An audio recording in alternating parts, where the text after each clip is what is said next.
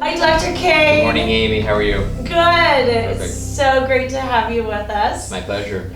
So if you could just introduce yourself and talk a little bit about what you do. Sure. And of course, we know you as a parent at Cold Spring School. Okay. But a little bit what you do. And we're planning our reentry into schools plan, and really looking forward to having our kids back on campus.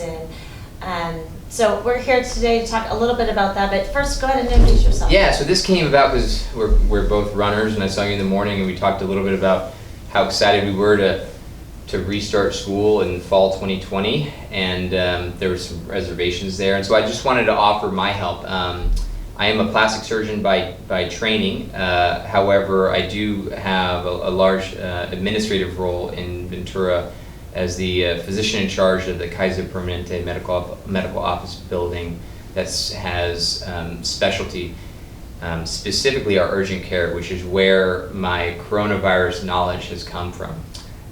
So I had a very critical role in developing our surge planning back in February and March, and then now that we're beginning to see some changes in the community, like what our responses are and how does that align with some of the work that I do on the sales and marketing side. So I work a lot with employer groups and trying to educate them about how they can begin to open up, specifically, small businesses.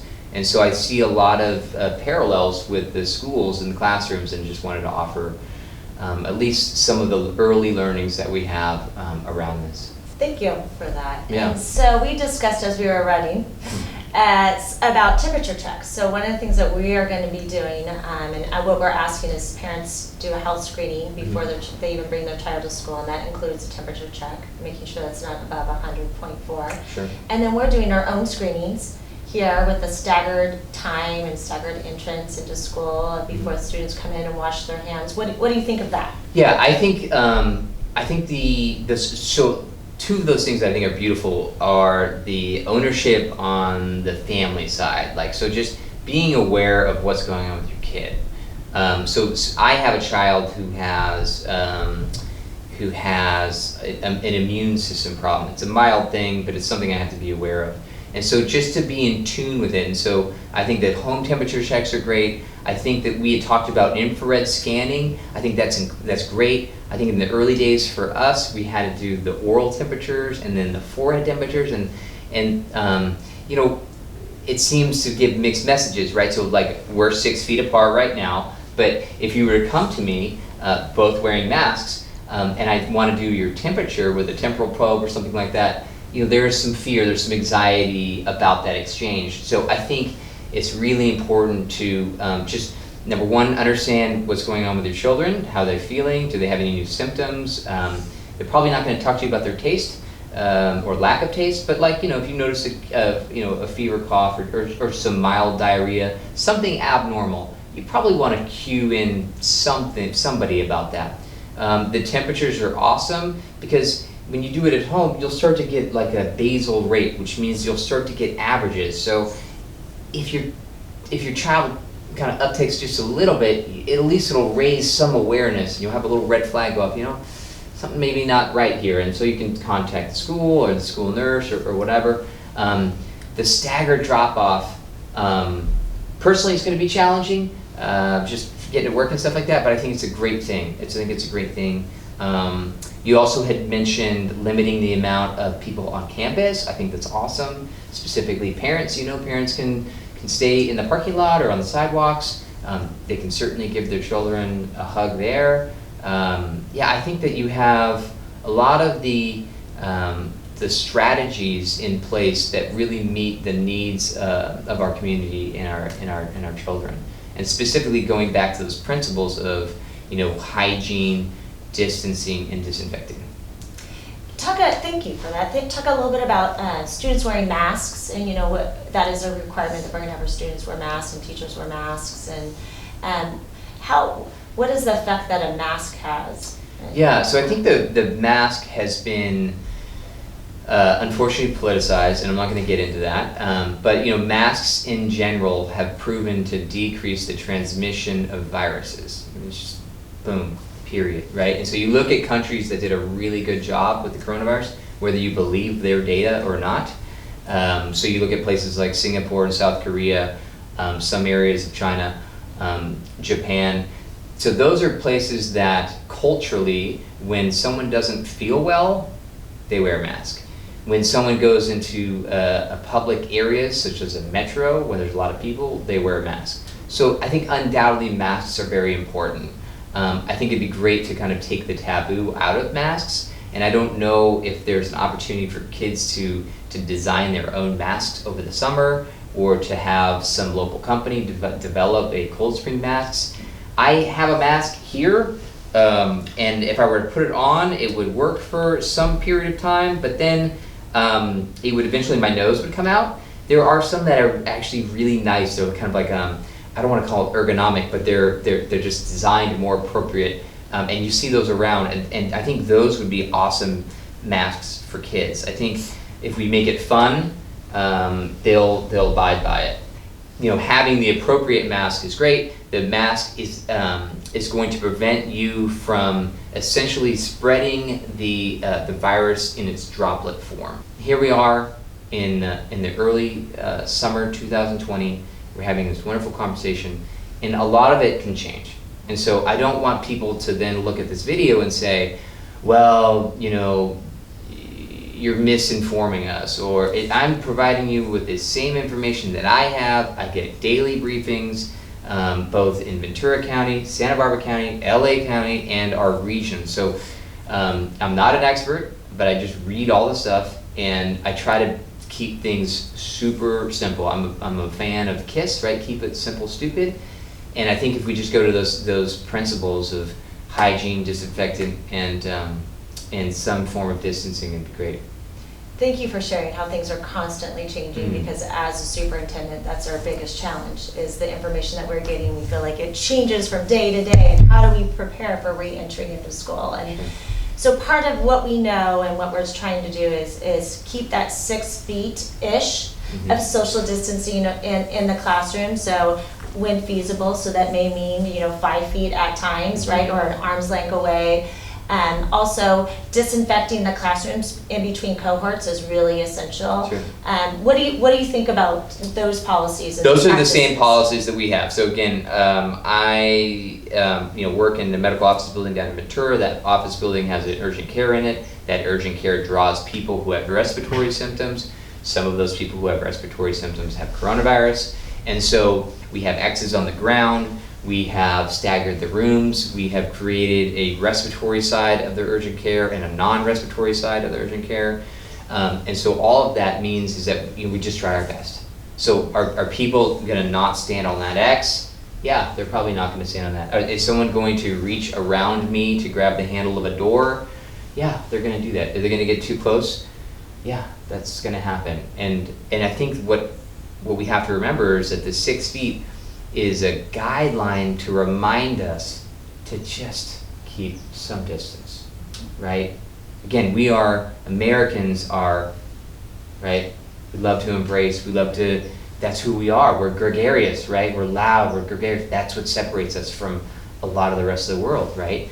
And so, especially with July 4th coming around, really important to just keep those principles. Yeah, 6 feet would be great. 5 works too. 1, probably not a good idea, right? Disinfectant, yeah, wiping down everything is really helpful. But don't go into the point of having paralysis by fear. The coronavirus, yeah, it lives on surfaces for some period of time. Yeah, but it really comes down to what is the amount of coronavirus that I am going to expose you to, or that you are going to get exposed to, right? So if I go like this and touch my mouth or my eyes, probably, if there were coronavirus on there, I probably wouldn't get it, right?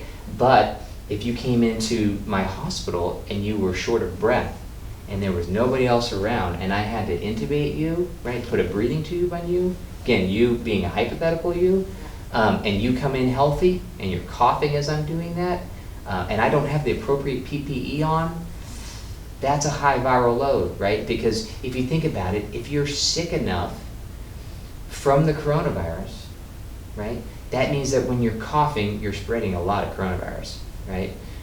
So I think that just proper hygiene and disinfectant is great. I think it's going to work well. It is in the community, but it's not. It is spreading, and again, that's just what viruses do. But you know, we are all pretty healthy here, and as long as we abide by those simple principles, I think we got this. It's not going away. It's going to be here. So instead of being, again, paralyzed by fear, let's come up with a strategy. Let's have some basic principles that we abide by that become second nature. I like what you're saying, not to live in fear, but to make sure that we're doing everything we can to protect ourselves and others. And hand washing, our kids are going to get so great at washing their hands this Holly year. has a great song that she created. It's like over and under and in between. I don't know the rest.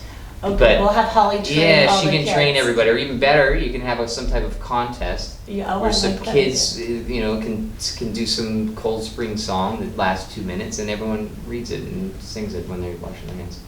Okay, so we have our reentry plan, Mm. you know, of course, is to come in on the 18th, but things are changing, and that may very much well turn into a remote learning plan. We don't know. And the future is changing. So tell us, what do we, in your opinion, you know, what do you know about the future, and how should we prepare, and what does it look like? Okay, That's let a me get out loaded my question, crystal huh? ball here, right? Yeah. So, I mean, all I can say is that if we treat coronavirus like we do influenza, then we would expect that the first vaccine would take about 16 to 18 months.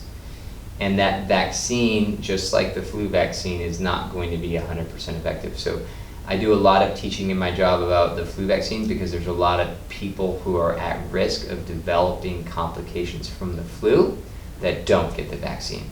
So I spend a lot of time explaining to them how vaccines work. And I'll save you the elevator pitch. But what I should tell you is that everything is changing, and viruses change too.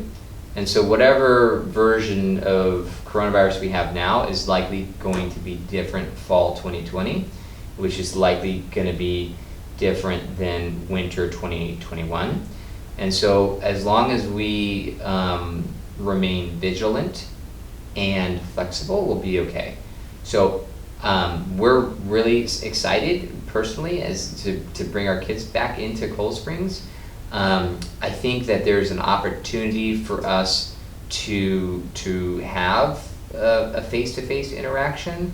I mean, the thing about this that's really scary that no one's talking about, and again, I don't have the exact thing, is behavioral health. So I don't have the exact stats in front of me, but for every 1% increase in joblessness in the United States, it causes 20 to 30,000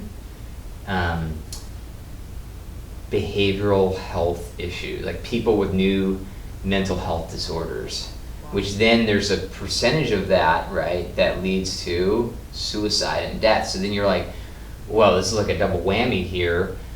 It just goes back to the principles of, like, we just got to do the best we can with the information that we have. So, you know, what is the future? I don't know, but let's plan for the best. Let's hope for the best. Let's plan for the worst. Let's be flexible. Let's be communicative. If there's more questions that come up, I'm happy to answer them. If I don't know the answer, I'll bump it up to someone that does. Yeah, it's a really challenging time. And I appreciate what you guys are doing. I really do, because we love the school. We love the community. We wouldn't be able to do just the basics of parenting without it. I'm so thankful to be a part of the school, really, and I just want it to thrive in whatever way that is. So. Well, we are so grateful to have your family. Yeah. Your family is just such a joy and a love, and I think it's symbiotic, right? Like, I think everyone's just like ups their game when they, you know. I think positivity and love wins. Like, positivity and love. Yeah, I mean. Those will be our 2 words. Yeah, well, I hope, right? I learned that from my kids, right? So. Thank you, Dr. Kane, for being with us today. I know you didn't get home until 4 o'clock in the morning, and then you were here 3 hours later, and I appreciate you taking the time out of your busy day to really help educate the Cold Spring School community and to really help us as we plan and move forward as we re-enter school. So thank you again, and we appreciate you and your entire family. Cold Spring School community, again, I'm really looking forward to having all of our kids back on campus in the fall. We're hopeful we can continue to move forward. We'll be continuing to watch what happens locally. But as of now, plan A is that we move in and we move forward by having your child on campus. And again, I'm looking forward to being together, and we've got this. I like what Dr. Kane said, positivity and love. Those are going to be our 2 words as we move forward next year. Thank you.